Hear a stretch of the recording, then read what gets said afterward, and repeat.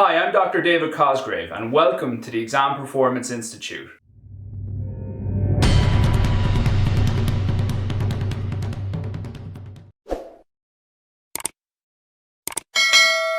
Today we're going to examine your motivation. So many students email me looking for tips on how do I motivate myself to study. I can't get motivated. If I had €1 for every email I received, I'd be a very, very rich man.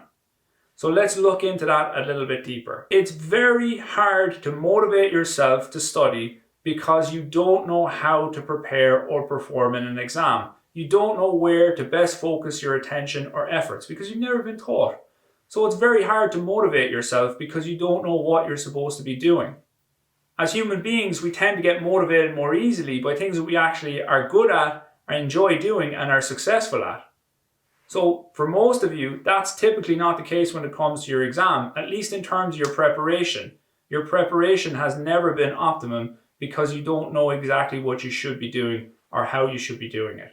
And we're going to change all that through the exam performance system. Mel Robbins has an excellent quote when it comes to motivation. She says, "All motivation is garbage." Let me say that again. All motivation is garbage. I think that's a great quote, and I fully agree with her, but here's why. When it comes to exams and studying, students tend to procrastinate massively and look up YouTube videos, Instagram, Spotify, and so on in order to try and help them get motivated. And 4 hours later, you haven't done any work at all. You're hoping that the next video is going to motivate you to do something, when in reality, you're just procrastinating.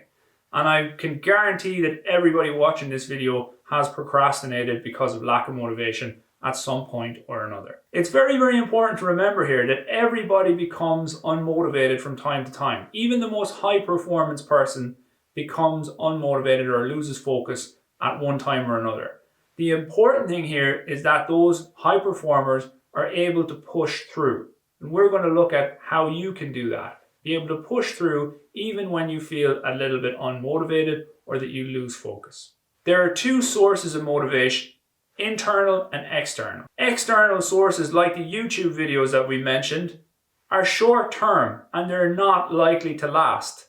You usually get pumped up for a few minutes and then it's gone.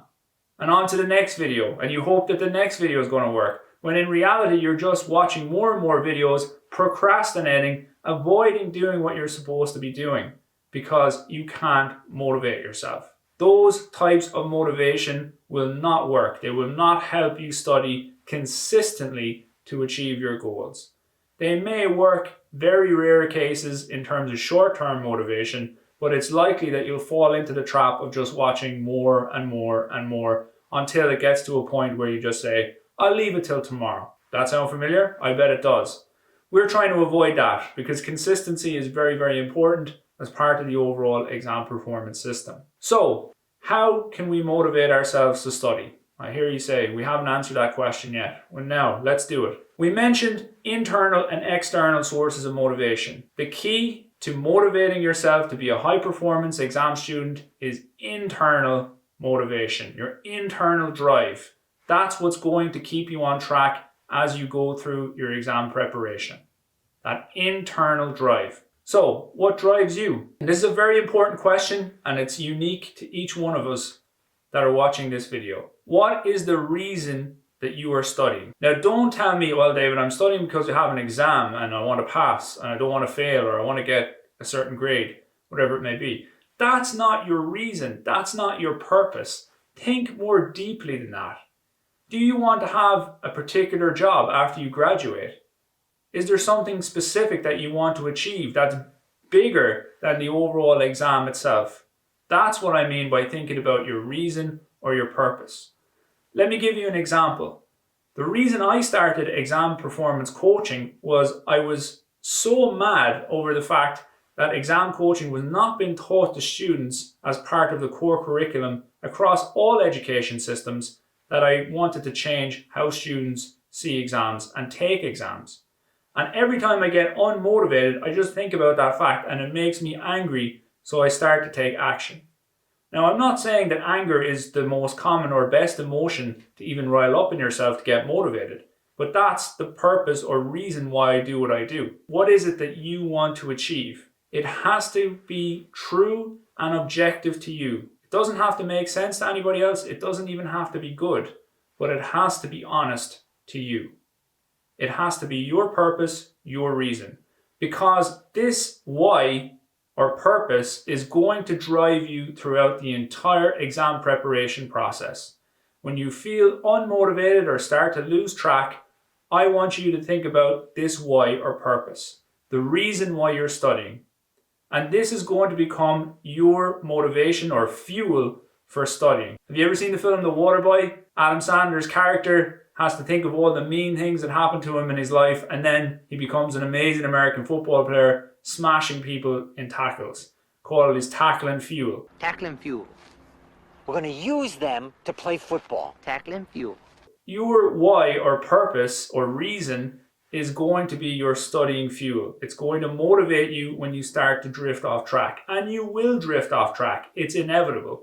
But as I said, high performers are able to push through that lack of motivation by focusing on their overall purpose or why.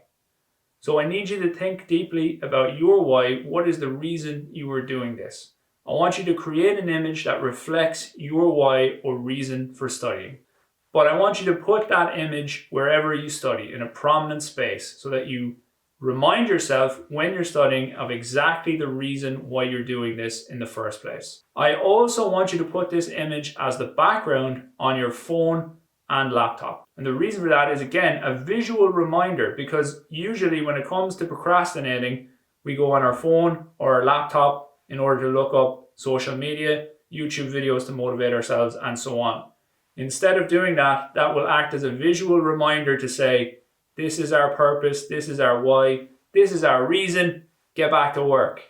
Don't watch this video. Don't go scrolling on social media. The image doesn't have to make sense to anybody else but you, but every time you look at it, it should click in your head that this is my reason, this is my purpose, and help you push through. I hope that this first step in looking at your motivation will help you understand and give you a bigger picture for why you're putting in this work.